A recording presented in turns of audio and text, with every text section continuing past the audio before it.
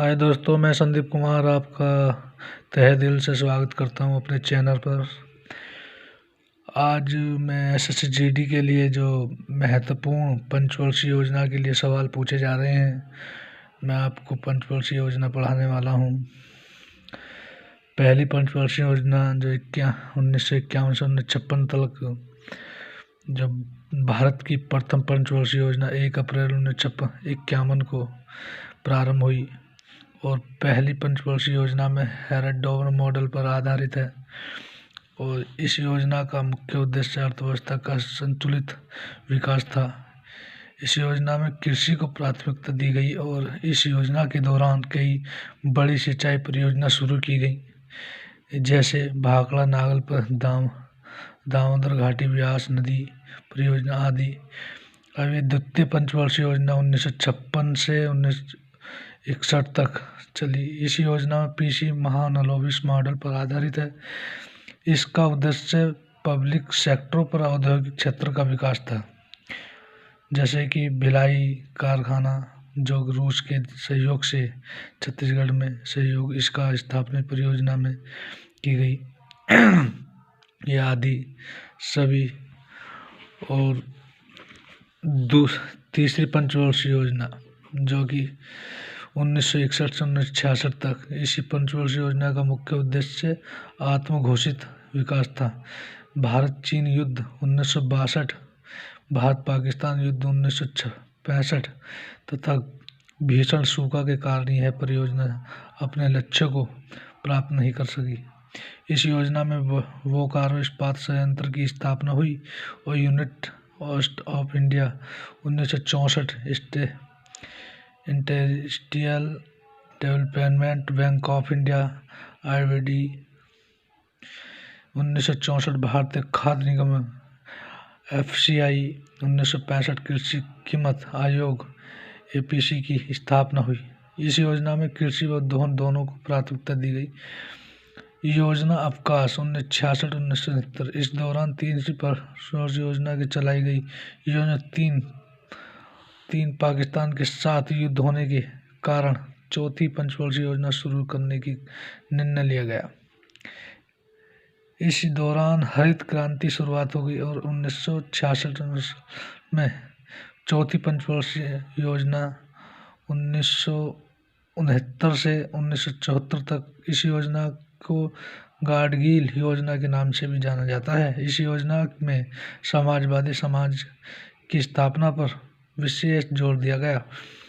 ये सभी।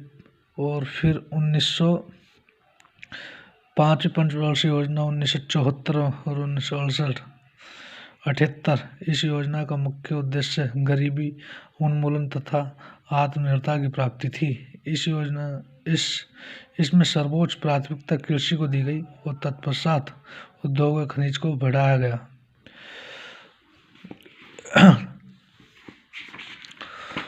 और दोस्तों,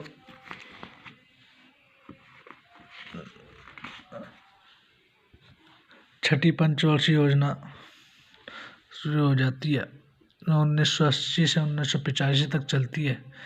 इस योजना का प्रारंभ DT लटकवाला ने किया।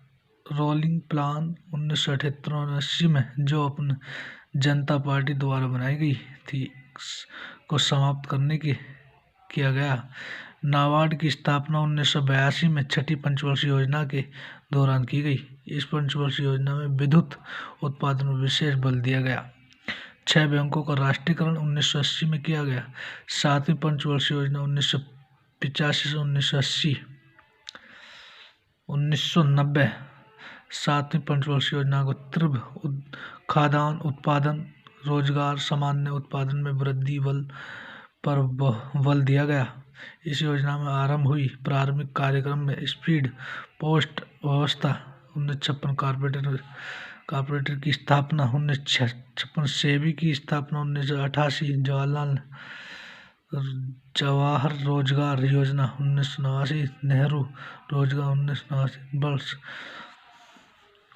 8वीं पंचवर्षीय योजना 1992 से 1997।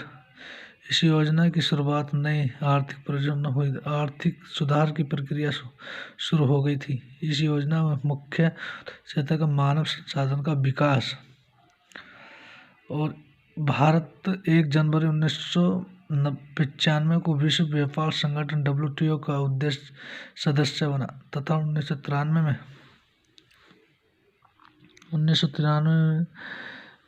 प्रधानमंत्री रोजगार योजना की शुरुआत हुई। इस योजना का प्रारूप 4 सरकारों ने अपने अपने तरीके से तैयार किया था। 9वीं पंचवर्षीय योजना जो कि 1997 से 2002 के, इस योजना की समय दक्षिण पूर्वी एशियाई देशों में वित्तीय संकट चल रहा था, जिसका प्रभाव भारतीय अर्थव्यवस्था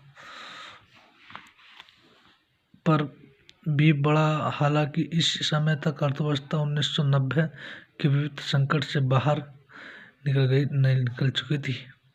10वीं पंचवर्षीय योजना 2002 से 2007। 10वीं पंचवर्षीय योजना के अंतर्गत निम्नलिखित महत्वपूर्ण कदम उठाए गए, जैसे कि प्रति व्यक्ति आय को 10 वर्ष में दोगुना करना, साक्षरता पर को 2007 तक 75% तक पहुंचाना, वनीकरण को 2007 तक 2012 तक करना 33%। 11वीं पंचवर्षीय वेरी मोस्ट पंचवर्षीय योजना 2007 से 2012 तक चलती है। इस योजना के अंतर्गत औसतन 9% की वार्षिक वृद्धि पर प्राप्त करने का लक्ष्य निर्धारित किया गया, लेकिन अमेरिका की अर्थव्यवस्था में वित्तीय संकट का प्रभाव इन्हीं लक्ष्य पर पड़ा। 12वीं पंचवर्षीय योजना 2012 से 2017 तक। भारत की 12वीं पंचवर्षीय योजना को दिसंबर 2012 में राष्ट्रीय विकास परिषद द्वारा स्वीकृति प्रदान की गई। इस योजना का केंद्रीय बिंदु तीव्र स्पीडी पर और अधिक पर समाधान था। थैंक यू दोस्तों। वीडियो पसंद आई तो लाइक करना, शेयर करना और चैनल को सब्सक्राइब करना।